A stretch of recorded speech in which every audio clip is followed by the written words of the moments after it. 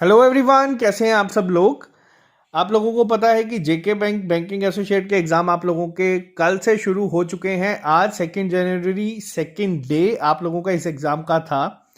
जो लोग ये चैनल पहली बार देख रहे हैं वो इस चैनल को सब्सक्राइब कर लें ताकि आपको हर एक अपडेट मिलता रहे। आज हम यहाँ पे वापस से हर एक शिफ्ट का एनालिसिस लेके आए हैं। मैं आपको बताऊंगा सेफ अटेम्प्ट क्या है। कट ऑफ पे हम बात करेंगे जब हमारा 10 तारीख के बाद एग्ज़ाम हो जाएगा, जब मेजॉरिटी बच्चे एग्ज़ाम दे चुके होंगे। कल मैंने आप लोगों को एक चीज़ बताई थी, मैंने बहुत सारे चैनल्स के रिव्यू देखे, बहुत सारे लोग यहाँ पे आए जो रिव्यू लेके आए पहली बार। मैंने देखा वहाँ पे आप लोगों को कल एक चीज़ कही गई थी कि पेपर काफ़ी इजी आ रहा है, आप लोग सिर्फ इजी चीज़ें करें, इजी पे ही फोकस करें। तो मैंने आपको एक चीज़ रिकमेंड की है स्टार्टिंग से। आप लोगों को मैं यहाँ पे बता दूं, अगर आपका कोई फ्रेंड है या फिर आपका कोई रिलेटिव है जिसने कोई भी आईबीपीएस का एग्ज़ाम या एसबीआई का एग्ज़ाम क्वालिफाई किया है, आप एक बार उनसे पूछ लेना वो कौन सी टेस्ट सीरीज फॉलो करते थे। यहाँ पे मैंने जो आपको टेस्ट सीरीज रिकमेंड की है वो है ऑलिव बोर्ड की। अपने बारे में मैं आपको बता दूं, मैंने आईबीपीएस क्लर्क जो 2018 में हुआ था हमारी स्टेट में, मेरा रैंक फर्स्ट था। आईबीपीएस पीओ जो नेशनल लेवल का एग्ज़ाम है वो मैंने क्वालिफाई किया है। मैं यहाँ पे आपको बैंकिंग के रिलेटेड जो चीज़ें बताता हूँ वो मैं ये बताता हूँ जो मैं खुद एक्सपीरियंस कर चुका हूँ या जो मैंने खुद फॉलो करी हैं, जिससे मुझे रिजल्ट मिले हैं।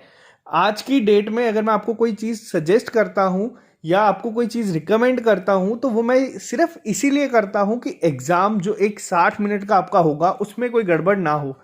हम हमेशा वर्स्ट के लिए अपने आप को प्रिपेयर करते हैं ताकि एग्ज़ाम में चीज़ें ईजी लगें। अब जो कल हमने चीज़ें देखी थी वो बहुत हद तक मुझे एक्सपेक्टेड थी कि जेके बैंक 4 या 5 तारीख के बाद करेगा, लेकिन वो सेकेंड डे में ही हो चुकी हैं। आज के शिफ्ट में, आज के दिन में बच्चों के अटेम्प्ट कल के अटेम्प्ट से गिरे हैं। रीज़न क्या है यहाँ पे? रीज़न ये है पहला कि जो आज क्वांट था वो मैं जब डिटेल में डिस्कस करूंगा तब भी मैं आपको बताऊंगा, तो वो कहीं ना कहीं कैलकुलेटिव था। लेकिन बच्चों के दिमाग में कल ऐसी चीज़ें डाल दी गई थी कि पेपर बहुत इजी आ रहा है। ये मैंने आपको कल भी कहा, जो भी बच्चा 70 to 75 तक करके आ रहा है वो बहुत अच्छा है। टारगेट घर पे सोच के मत जाएं, सिर्फ एग्जाम दें। जो चीज़ें इजी हैं उसको पहले अटेम्प्ट करें, जो चीज़ें आपको लगता है टाइम कंज्यूमिंग होगी उसको स्किप कर दें।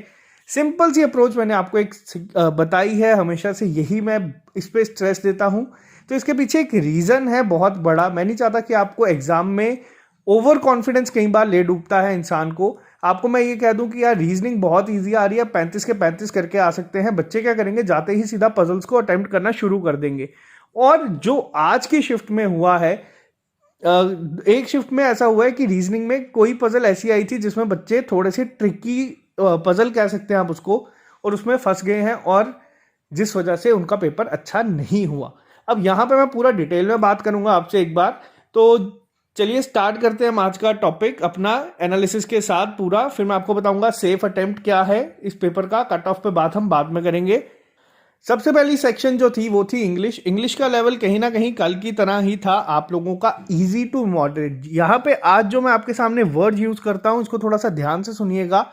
इजी टू मॉडरेट मैं हमेशा ये चीजें कहता हूँ, सुपर इजी मैं कभी नहीं कहूंगा, क्योंकि आपको अगर आप लोगों ने जेके बैंक पीओ का एग्जाम दिया है या फिर जिन लोगों ने आपके जेके बैंक बैंकिंग एसोसिएट का एग्जाम भी दिया है, जरूरी नहीं है कि चीजें वहां पे जैसी दिखती हैं वैसी ही हो। लेवल नो डाउट 80% आपका इजी है, लेकिन बीच में जो 20% क्वेश्चन हैं वो मॉडरेट लेवल के भी हैं। मॉडरेट का क्या मतलब है? यहाँ पे ऑप्शंस आपको इस तरीके से दिखेंगे जिसमें आपको कंफ्यूजन होगी। दो ऑप्शन ये प्री में भी हुआ था, जेके बैंक पीओ में, पीओ के प्री में भी हुआ था, जेके बैंक पीओ मेंस में भी हुआ था, और जेके बैंक बैंकिंग एसोसिएट में भी हो रहा है।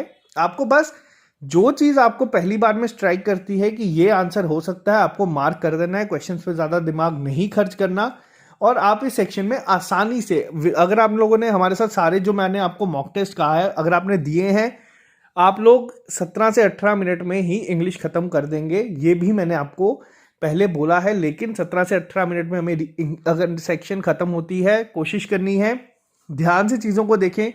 आज की जगह में पैराजंबल भी था लेकिन स्टोरी बेस्ड था, तो वो काफ़ी इजी था। 5-5 मार्क्स आपको यहाँ से आसानी से मिल जाएंगे, रीडिंग कम्प्रीहेंशन में भी मिल जाएगा। ओवरऑल इंग्लिश सेक्शन में अगर आप लोगों का स्कोर 20 से 25 के बीच में आता है, यहाँ पे मैं 20 से 25 स्कोर की बात कर रहा हूँ। अटेम्प्ट यहाँ पे मेजॉरिटी लोग 25 प्लस करके आए हैं। अगर आपका स्कोर 20 से 25 के बीच में आ जाएगा इंग्लिश में तो वो बहुत ही अच्छा होगा। और आपको कहीं ना कहीं कंपटीशन में बनाए रखेगा। अब बात करते हैं हम दूसरी सेक्शन की, रीजनिंग की। अगर मैं बात करूं तो रीजनिंग भी आपकी इजी टू मॉडरेट थी।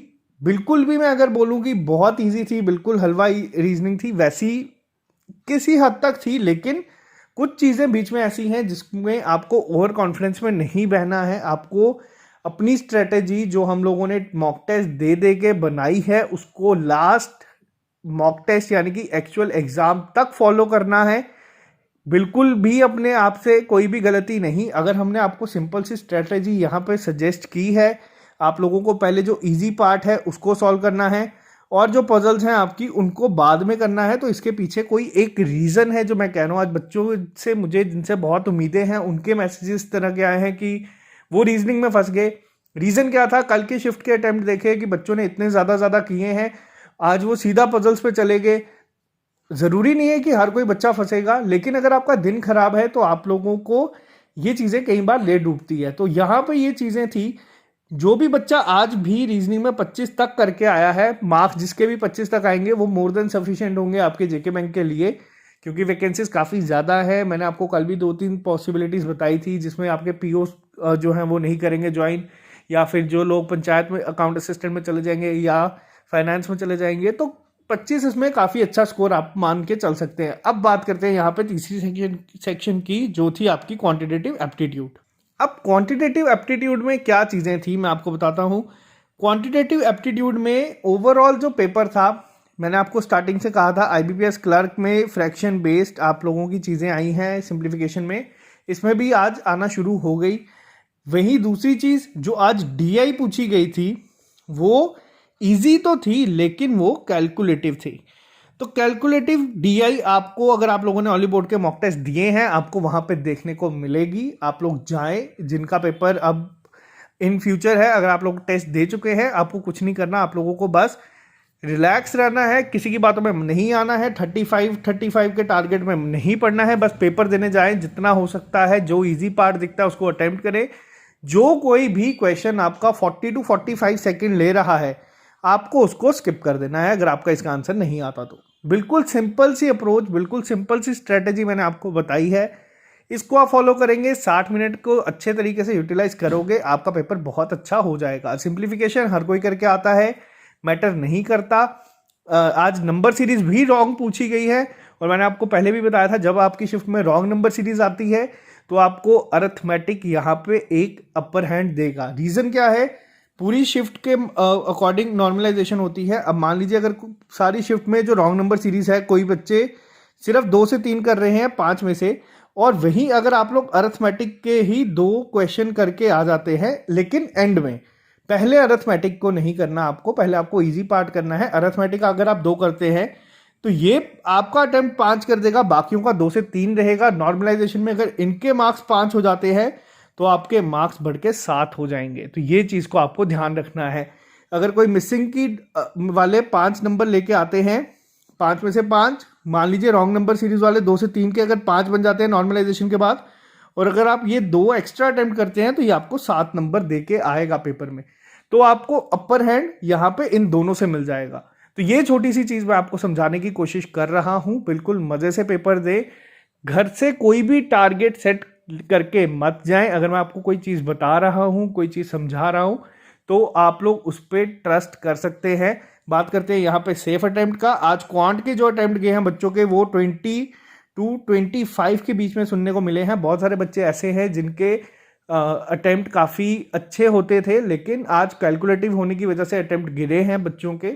तो घबराने की ज़रूरत नहीं है, बहुत सारी शिफ्ट अभी रहती है, नॉर्मलाइजेशन होगी।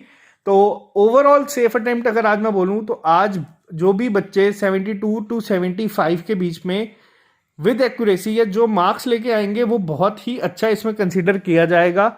इसके ऊपर जो बच्चे हैं उनका भी मार्क्स अटेम्प्ट बहुत अच्छे माने जाएंगे, तो आपको घबराने की ज़रूरत नहीं है। ये मैं मार्क्स की बात कर रहा हूँ, सेफ अटेम्प्ट की बात नहीं कर रहा हूँ। बच्चे 80-85 में आए हैं आज, तो ज़्यादा घबराने की ज़रूरत नहीं है।